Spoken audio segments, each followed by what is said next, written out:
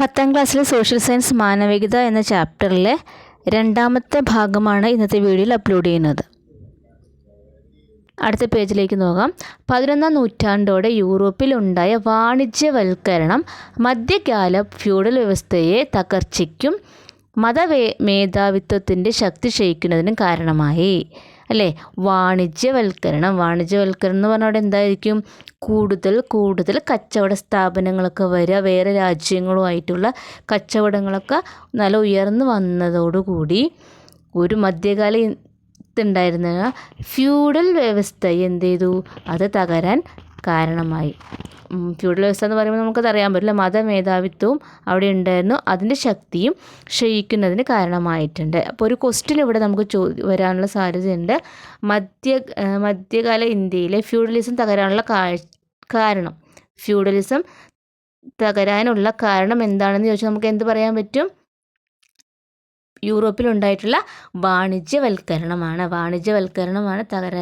തകരാനുള്ള കാരണം. എന്ത്? ഫ്യൂഡൽ വ്യവസ്ഥ തകരാനും മതമേധാവിത്വം ശക്തി ക്ഷയിക്കാനുമുള്ള കാരണം എന്ന് പറയുന്നത്. ഇനി ഇവിടെ നോക്കി, ഇത് സമ്പന്നരായ ഒരു വിഭാഗത്തിൻ്റെ ഉയർച്ചയ്ക്കും ആധിപത്യത്തിനും ഇടയാക്കി. വാണിജ്യ പുരോഗതി, അപ്പോൾ കച്ചവടം ചെയ്യുന്നവർക്ക് എന്തായിരുന്നു? ആ കാലഘട്ടത്തിൽ കച്ചവടം ചെയ്യുന്നവർക്ക് നല്ല അതിസമ്പന്നരും അതുപോലെ തന്നെ അവരുടെ ആധിപത്യം ഉയർന്നു വരികയാണ് ചെയ്തത്. ഇതിൻ്റെ ഫലമായി ഇറ്റലിയിൽ നിരവധി സമ്പന്ന കുടുംബങ്ങൾ ഉയർന്നു വന്നു. ഇവർ രാഷ്ട്രീയ അധികാരത്തിൻ്റെ ഒരു പങ്ക് ആവശ്യപ്പെട്ടു. ഇത്തരത്തിൽ ഉയർന്നു വന്ന കുടുംബാംഗങ്ങളും അവ വളർന്നു വന്ന നഗരങ്ങളുമാണ് ഇവിടെ കൊടുത്തിട്ടുണ്ട്, ഒരു ടേബിൾ കൊടുത്തിട്ടുണ്ട്. ഒന്ന് നോക്കൂ, ഇറ്റലിയൻ കുടുംബങ്ങളും വളർന്നു വന്ന നഗരങ്ങൾ. ഒന്ന് മെഡിപ്പി ഫ്ലോറൻസ് മെഡിപ്പി ഉള്ള കുടുംബം വളർന്നു വന്ന നഗരം എന്ന് പറയുന്നത് ഫ്ലോറൻസ് ആണ്. അടുത്തത് സ്ഫോസിൽ വരുന്നത് മിലാനാണ്. അടുത്തത് ഫർണിസി പർമ, ഓർസിനി നേപ്പിൾസ്, വിസ്കോന്തി മിലാൻ. ഇനി അടുത്തൊരു ടോപ്പിക്ക് നമ്മൾ പഠിക്കുന്നത് കുരിശുയുദ്ധങ്ങൾ. എന്താണ് കുരിശുയുദ്ധം? നോക്കാം. വിശുദ്ധനാടായി കരുതപ്പെടുന്ന ജെറുസലേമിനായി ഇസ്ലാം മതവിശ്വാസികളും ക്രൈസ്തവരും തമ്മിൽ നടന്ന യുദ്ധങ്ങളാണ് കുരിശുയുദ്ധങ്ങൾ. ഏഷ്യയുടെയും യൂറോപ്പിൻ്റെയും രാഷ്ട്രീയ, സാമൂഹിക, സാമ്പത്തിക ജീവിതത്തിൽ ഇത് നിർണായക സ്വാധീനം ചെലുത്തി. CE 11ാം നൂറ്റാണ്ട് മുതൽ 13ാം നൂറ്റാണ്ട് വരെയായിരുന്നു ഇതിൻ്റെ കാലഘട്ടം. കുരിശുയുദ്ധത്തിൻ്റെ കാലഘട്ടം എന്ന് പറയുന്നത് CE 11ാം നൂറ്റാണ്ട് മുതൽ 13ാം നൂറ്റാണ്ട് വരെയായിരുന്നു. എന്താണ് കുരിശുയുദ്ധം എന്ന് പറഞ്ഞാൽ? വിശുദ്ധ നാടായിട്ടുള്ള ജെറുസലേമിന് വേണ്ടിയിട്ട് ഇസ്ലാം മതസ്ഥരും ക്രൈസ്തവരും തമ്മിൽ നടന്നിട്ടുള്ളൊരു യുദ്ധമാണ് കുരിശുയുദ്ധം എന്ന് പറയുന്നത്. മധ്യകാലത്ത് നടന്ന കുരിശുയുദ്ധങ്ങൾ കിഴക്കും പടിഞ്ഞാറും തമ്മിലുള്ള സാംസ്കാരിക വിനിമയത്തിന് വഴിതെളിച്ചു. കിഴക്കൻ ലോകത്തെ സംസ്കാരങ്ങൾ, നഗരങ്ങൾ, അവിടങ്ങളിലെ ജനജീവിതം തുടങ്ങിയവയുമായി ഇറ്റാലിയൻ നഗരങ്ങൾ പരിചയത്തിലായി. ഇത് ഇറ്റാലിയൻ നഗരങ്ങളുടെ വളർച്ചയ്ക്ക് വേഗത കൂട്ടി. ഇസ്ലാമിക സാമ്രാജ്യം, ബൈസന്റൈൻ സാമ്രാജ്യം എന്നിവയുമായി സ്ഥാപിച്ച വാണിജ്യബന്ധത്തിലൂടെ വൻതോതിൽ സമ്പത്ത് ഇറ്റാലിയൻ നഗരങ്ങളിലേക്ക് ഒഴുകി. കാലാന്തരത്തിൽ മെഡിറ്ററേനിയൻ പ്രദേശം കേന്ദ്രീകരിച്ച് നിലനിന്നിരുന്ന കിഴക്കും പടിഞ്ഞാറും തമ്മിലുള്ള വാണിജ്യത്തിൻ്റെ കുത്തക ഇറ്റാലിയൻ നഗരങ്ങളിലെ കച്ചവടക്കാരുടെ നിയന്ത്രണത്തിലായി. അതെ, അതായത് കുരിശുയുദ്ധങ്ങൾ തുടങ്ങിയ ശേഷം കിഴക്കും പടിഞ്ഞാറുമുള്ള ആളുകൾ തമ്മിൽ, സാമ്രാജ്യങ്ങൾ തമ്മിൽ എന്താണ്? നല്ല കണക്ഷൻ വന്നു അവർ തമ്മിലുള്ള ബന്ധങ്ങൾ ഉയർന്നു വന്നതോടു കൂടിയിട്ട് അവിടെയുള്ള എന്തെല്ലാം രണ്ട് സ്ഥലങ്ങളെയും സംസ്കാരങ്ങൾ, നഗരങ്ങൾ, അവിടെയുള്ള ജനജീവിതം നല്ല അങ്ങോട്ടും ഇങ്ങോട്ടേക്കും മാറ്റം വരാൻ തുടങ്ങുന്ന സമയത്ത് അവിടെ കച്ചവടക്കാരെ കുത്തകയായി. അവർ സമ്പന്നങ്ങൾ, പണമായാലും കച്ചവടങ്ങളായാലും വൻതോതിൽ ഉയർന്നു വരികയും അവിടെ കിഴക്കും പടിഞ്ഞാറും തമ്മിലുള്ള വാണിജ്യത്തിൻ്റെ കുത്തക ഇറ്റാലിയൻ നഗരങ്ങളിലെ കച്ചവടക്കാരുടെ നിയന്ത്രണത്തിലാവുകയും ചെയ്തു. നോക്കാം. ഇറ്റാലിയൻ നഗരങ്ങൾ മറ്റ് യൂറോപ്യൻ നഗരങ്ങളെ അപേക്ഷിച്ച് കൂടുതൽ സമ്പന്നമായിരുന്നു. ഇതിലേക്ക് നയിച്ച സാഹചര്യം വിശദീകരിക്കുക. ഇറ്റാലിയൻ നഗരങ്ങൾ എന്തുകൊണ്ട് സമ്പന്നമായി, അതിനുള്ള സാഹചര്യങ്ങൾ എന്തൊക്കെയാണെന്നുള്ളതിനുള്ള ഈ ഒരു പാരഗ്രാഫ് നമുക്ക് എഴുതാം. അതായത് മധ്യകാലത്ത് കുരിശുയുദ്ധങ്ങൾ നടന്ന സമയത്ത് കിഴക്കും പടിഞ്ഞാറും തമ്മിലുള്ള സാംസ്കാരിക വിനിമയത്തിന് വഴിതെളിച്ചു. കിഴക്കൻ ലോകത്തെ സംസ്കാരം, അല്ലെ, രണ്ട് കിഴക്കും പടിഞ്ഞാറും ഉള്ള സംസ്കാരങ്ങൾ തമ്മിൽ അങ്ങോട്ടും ഇങ്ങോട്ടും ഉള്ളത് അവർ കൈമാറ്റം ചെയ്തു. ജനജീവിതം അങ്ങനെ അതുപോലെ തന്നെ കൈമാറ്റം ചെയ്യപ്പെടുകയാണ് ചെയ്തത്. അതുകൂടാതെ നല്ല രീതിയിൽ വാണിജ്യ ബന്ധം വൻതോതിൽ സമ്പത്ത് ഇറ്റാലിയൻ നഗരങ്ങളിലേക്ക് ഒഴുകി. വാണിജ്യ ബന്ധം കൂടുതൽ ശക്തമായതോടുകൂടി അതിലൂടെയുള്ള സമ്പത്ത് ഇറ്റാലിയൻ നഗരങ്ങളിലേക്ക് നന്നായിട്ട് ഒഴുകി. ഇതുതന്നെയാണ് എന്തിന് കാരണം എന്ന് പറയുന്നത്, അവരെ കൂടുതൽ സമ്പന്നമായിരിക്കാൻ സഹായിച്ച ഒരു സാഹചര്യം എന്ന് പറയുന്നത്. ഈ പാരഗ്രാഫ് നമുക്ക് ആൻസർ മതിയാവും. നോക്കാം. 14-ാം നൂറ്റാണ്ടിൻ്റെ മധ്യത്തിൽ പൊട്ടിപ്പുറപ്പെടുത്ത ബ്യൂബോണിക് പ്ലേഗ് എന്ന ഒരു മഹാമാരി ഇറ്റാലിയൻ നഗരങ്ങളെ സാരമായി ബാധിച്ചു. എത്രത്തിന് സമ്പന്നമായിരുന്നാലും ഒരു പകർച്ചവ്യാധി പെട്ടുകഴിഞ്ഞാൽ അല്ലേ, അത് നല്ല രീതിയിൽ ഇതിനെ ബാധിക്കുകയാണ് ചെയ്യുന്നത്. ബ്ലാക്ക് ഡെത്ത് എന്നറിയപ്പെടുന്ന ഈ ദുരന്തത്തിൽ വൻതോതിൽ ജനങ്ങൾ മരണപ്പെട്ടത് തൊഴിലാളികളുടെ ലഭ്യതയിൽ കുറവുണ്ടാക്കി. കാരണം തൊഴിലാളികൾക്കായിരിക്കും ഇതുപോലുള്ള പ്ലേഗ് പകർച്ചവ്യാധികൾ കൂടുതലായിട്ട് പകരാനുള്ള സാഹചര്യം അവർക്കാണുള്ളത്. അതുകൊണ്ട് തന്നെ വൻതോതിൽ തൊഴിലാളികളാണ് മരണപ്പെട്ടത്. അതുകൊണ്ട് തൊഴിലാളികളുടെ ലഭ്യതയിൽ വൻ കുറവുണ്ടായി. ഇത് കാർഷിക മേഖലയെ ആശ്രയിച്ച് നിലനിന്നിരുന്ന മധ്യകാല ഫ്യൂഡൽ വ്യവസ്ഥയുടെ തകർച്ചയ്ക്ക് വാണിജ്യ കേന്ദ്രീകൃതമായ ഒരു മധ്യവർഗത്തിൻ്റെ വളർച്ചയ്ക്കും വഴിയൊരുക്കി. നിലവിലുണ്ടായിരുന്ന മരുന്നുകൾ പ്ലേഗിനെ ചെറുക്കുന്നതിൽ പരാജയപ്പെട്ടപ്പോൾ ജനം പ്രാചീന ഗ്രീസിലെയും റോമിലെയും വൈദ്യശാസ്ത്രത്തെക്കുറിച്ച് കൂടുതൽ പഠിക്കാൻ തുടങ്ങി.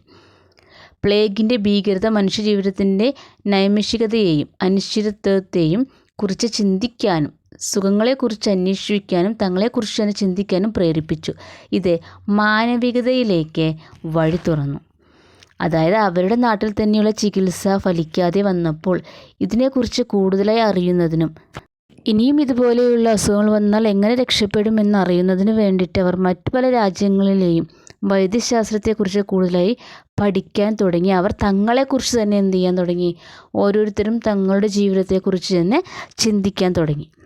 ഇതാണ് മാനവികതയിലേക്ക് വഴി തുറക്കാനുണ്ടായിട്ടുള്ളൊരു സാഹചര്യമെന്ന് പറയുന്നത്. നോക്കൂ, 14-ാം നൂറ്റാണ്ടിൽ പൊട്ടിപ്പുറപ്പെട്ട പ്ലേഗ് യൂറോപ്പിൻ്റെ വിവിധ മേഖലകളിൽ ഉണ്ടാക്കിയ മാറ്റങ്ങൾ എന്തൊക്കെയായിരിക്കാം ചർച്ച ചെയ്യാൻ പറഞ്ഞിട്ടുണ്ട്.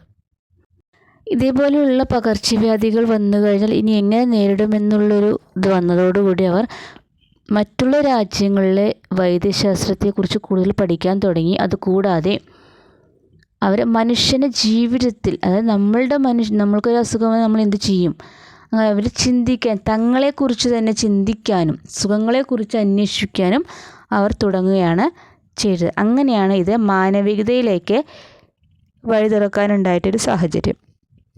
നോക്കൂ, 14-ാം നൂറ്റാണ്ടിൽ പൊട്ടിപ്പുറപ്പെട്ട പ്ലേഗ് യൂറോപ്പിൻ്റെ വിവിധ മേഖലകളിൽ ഉണ്ടാക്കിയ മാറ്റങ്ങൾ എന്തൊക്കെയായിരിക്കാം? അതായത് കൂടുതൽ ആളുകൾ ഇടപഴകുന്ന സ്ഥലങ്ങളിലായിരുന്നു പ്ലേഗ് പെട്ടെന്ന് പകർന്നത്. അപ്പോൾ അങ്ങനെ പടർന്നപ്പോൾ കൂടുതലും തൊഴിലാളി ആളുകളാണ് കൂടുതലായിട്ട് ആളുകൾ തമ്മിൽ ഇടപഴകാനുള്ളൊരു സാഹചര്യം അവർക്ക് ഉണ്ടായിരുന്നത് തന്നെ. അതുകൊണ്ട് തന്നെ തൊഴിലാളികൾ ധാരാളം മരണമടയുകയും അവരുടെ എണ്ണത്തിൽ വൻതോതിൽ കുറവ് വരികയും ചെയ്തു. അതുമൂലം തൊഴിലാളികളെ കൊണ്ട് ഉപയോഗിക്കുന്ന തൊഴിൽശാലകളായിക്കോട്ടെ, വ്യവസായങ്ങളായിക്കോട്ടെ, കച്ചവടങ്ങളായിക്കോട്ടെ, അവിടെ എല്ലാത്തിനും എന്ത് ചെയ്തു, അത് നല്ല രീതിയിൽ ബാധിച്ചു. അതിൽ നിന്നുള്ള ഉൽപ്പന്നങ്ങളും പ്രൊഡക്ഷനൊക്കെ എന്ത് ചെയ്തു, കുറവായിരുന്നു ചെയ്തിട്ടുണ്ടായിരുന്നത്. നോക്കാം ഇനി. നഗരങ്ങളിലെ സമ്പത്ത്, രാഷ്ട്രീയ സ്വാതന്ത്ര്യം, സാമൂഹിക ഐക്യം തുടങ്ങിയവ ജനങ്ങളിൽ പൗരബോധവും ആത്മാഭിമാനവും വളർത്തി. അല്ലേ? ഇവിടെ നോക്കൂ, ഓരോ വ്യക്തിയും അവരുടെ സമൂഹത്തിൽ അവരുടെ നഗരങ്ങളിൽ ഉണ്ടായിരുന്ന സമ്പത്ത്, രാഷ്ട്രീയ സ്വാതന്ത്ര്യം, ഓരോ വ്യക്തിക്കുള്ള രാഷ്ട്രീയ സ്വാതന്ത്ര്യം, അതുപോലെ ഐക്യം, ആളുകൾ തമ്മിലുള്ള ഐക്യം, ഇതെല്ലാം അവിടെയുള്ള നഗരത്തിലെ ജനങ്ങളുടെ പൗരബോധവും ആത്മാഭിമാനവും അവർക്ക് വളർന്നു വരികയാണ് ചെയ്യുന്നത്. പ്രാചീന റോമൻ സാമ്രാജ്യത്തിൽ നിലനിന്നിരുന്ന ക്രമസമാധാനം, ഭരണകൂടം എന്നിവയെ സംബന്ധിച്ച ആശയങ്ങൾ ഇറ്റലിയിൽ പ്രചരിച്ചു. പ്രാചീന റോമൻ നിയമങ്ങളിലും ലാറ്റിൻ ഭാഷയിലും പാണ്ഡിത്യമുണ്ടായിരുന്ന വിദ്യാസമ്പന്നരായ ഒരു വിഭാഗം വാണിജ്യ പ്രവർത്തനങ്ങളിൽ ഏർപ്പെട്ടു. നമുക്കറിയാം, വാണിജ്യത്തിൽ, കച്ചവടത്തിൽ ഏർപ്പെടുന്നുണ്ടെങ്കിൽ അത്യാവശ്യം നമ്മൾക്ക് എന്ത് വേണം, അറിവ് വേണം. അറിവുള്ള ആളുകൾക്ക് എന്ത് ചെയ്തു, അവർ വാണിജ്യ പ്രവർത്തനങ്ങളിൽ ഏർപ്പെട്ടു. തൽഫലമായിട്ട് പ്രാചീന ഭാഷ, സാഹിത്യം, സ്ഥാപനങ്ങൾ, പൗരാണികത എന്നിവയിൽ അവർക്ക് താല്പര്യം ജനിക്കുകയും ചെയ്തു. അതുപോലെ തന്നെ ഓരോ നഗരവും കലയുടെയും സാഹിത്യത്തിൻ്റെയും കേന്ദ്രങ്ങളാകാൻ ആഗ്രഹിച്ചു. പ്രാചീന റോമൻ നഗരത്തിലെ ചിത്രങ്ങളും കയ്യെഴുത്ത് പ്രതികളും കെട്ടിടാവശിഷ്ടങ്ങളും രാജാക്കന്മാരുടെയും പുരോഹിതരുടെയും നേതൃത്വത്തിൽ കണ്ടെടുത്ത് സംരക്ഷിക്കപ്പെട്ടു. അല്ലേ? അവരുടെ പുരാതനപരമായിട്ടുള്ള കുറേ കാര്യങ്ങൾ എന്താ ചെയ്ത് സംരക്ഷിച്ച് കൊണ്ടുപോകുവാൻ അവർ ശ്രദ്ധിക്കുകയായിരുന്നു ചെയ്തിട്ടുണ്ടായിരുന്നത്. കെട്ടിടങ്ങൾ നിർമ്മിക്കുന്നതും യുദ്ധങ്ങളെക്കാൾ തങ്ങളെ ജനമനസ്സിൽ അനശ്വരമാക്കുന്നുമെന്ന് രാജാക്കന്മാർ കരുതി. സമ്പന്നരായ ആളുകൾ തങ്ങളുടെ ഇടവക ദേവാലയങ്ങൾ മോടി പിടിപ്പിക്കുകയും സന്യാസി മഠങ്ങൾ, കത്തീഡ്രലുകൾ എന്നിവയുടെ നിർമ്മാണത്തെ പ്രോത്സാഹിപ്പിക്കുകയും ചെയ്തു. ഫ്ലോറൻസ്, മിലാൻ, റോം, വെനീസ് തുടങ്ങിയ ഇറ്റാലിയൻ നഗരങ്ങളിൽ കലാകാരന്മാരെ പ്രോത്സാഹിപ്പിക്കുന്നത് പൗരധർമ്മമായി കണക്കാക്കപ്പെട്ടു. 1453 തുർക്കികൾ കിഴക്കൻ റോമൻ സാമ്രാജ്യത്തിൻ്റെ തലസ്ഥാനമായിരുന്ന കോൺസ്റ്റാന്റിനോപ്പിൾ പിടിച്ചെടുത്തു. പ്രാചീന ഗ്രേക്കോ റോമൻ സാഹിത്യകൃതികളുടെ കയ്യെഴുത്ത് പ്രതികൾ കൈവശമുണ്ടായിരുന്ന നിരവധി പണ്ഡിതരുടെ കേന്ദ്രമായിരുന്നു കോൺസ്റ്റാന്റിനോപ്പിൾ. തുർക്കികളുടെ ആക്രമണത്തെ തുടർന്ന് അവർ തങ്ങളുടെ കൈവശമുള്ള കയ്യെഴുത്ത് പ്രതികളുമായി ഇറ്റാലിയൻ നഗരങ്ങളിലേക്ക് അവർ നീങ്ങി. മധ്യകാലത്ത് സർവകലാശാലകളിൽ മാത്രം ഒതുങ്ങി നിന്ന അന്വേഷണങ്ങളും പഠനങ്ങളും ഗ്രന്ഥാലയങ്ങളിലേക്ക് വ്യാപിക്കാൻ തുടങ്ങി. സമ്പത്തും രാഷ്ട്രീയ സ്വാതന്ത്ര്യവും കലാപരമായ പുരോഗതിക്കും സാംസ്കാരിക രംഗത്തെ പരീക്ഷണങ്ങൾക്കും വഴിയൊരുക്കി. ഇതോടെ സാംസ്കാരിക രംഗത്തും വൈജ്ഞാനിക മേഖലയിലും പുത്തൻ ആശയങ്ങൾ പ്രകടമാകാൻ തുടങ്ങി. ഇതിനെ സംബന്ധിച്ചൊരു ക്വസ്റ്റ്യൻ ഉണ്ട്. തുർക്കിയുടെ കോൺസ്റ്റാന്റിനോപ്പിൾ ആക്രമണം ഇറ്റലിയുടെ വൈജ്ഞാനിക മേഖലയെ സ്വാധീനിച്ചതെങ്ങനെയെന്ന് വിലയിരുത്താൻ പറഞ്ഞിട്ടുണ്ട് അല്ലേ? അതായത് തുർക്കികൾ കോൺസ്റ്റാന്റിനോപ്പിൾ ആക്രമിച്ചപ്പോൾ, അത് പിടിച്ചടക്കിയപ്പോൾ അവിടെയുള്ള ആളുകൾ എന്താ ചെയ്തത്? വേറെ സ്ഥലങ്ങളിലേക്ക് പലായനം ചെയ്യപ്പെടുകയാണ് ചെയ്തത്. 1453 തുർക്കികൾ കോൺസ്റ്റാന്റിനോപ്പിൾ പിടിച്ചെടുത്തപ്പോൾ ഗ്രേക്കോ റോമൻ സാഹിത്യകൃതികളുടെ കയ്യെഴുത്ത് പ്രതികളുള്ള പണ്ഡിതന്മാർ പേടിച്ച് കയ്യെഴുത്ത് പ്രതികളുമായി ഇറ്റാലിയൻ നഗരങ്ങളിലേക്ക് കുടിയേറി. അതോടെ സർവകലാശാലകളിൽ മാത്രം ഒതുങ്ങി നിന്ന പഠനങ്ങളും അന്വേഷണങ്ങളും ഗ്രന്ഥാലയങ്ങളിലേക്ക് വ്യാപിക്കാൻ തുടങ്ങി. സമ്പത്തും രാഷ്ട്രീയ സ്വാതന്ത്ര്യവും കലാപരമായ പുരോഗതിക്കും സാംസ്കാരിക രംഗത്തെ പരീക്ഷണങ്ങൾക്കും വഴിയൊരുക്കി. ഇതോടെ ഇറ്റലിയുടെ വൈജ്ഞാനിക മേഖലയിലേക്ക് ഒരു പുത്തൻ ഉണർവേകാൻ കഴിഞ്ഞു.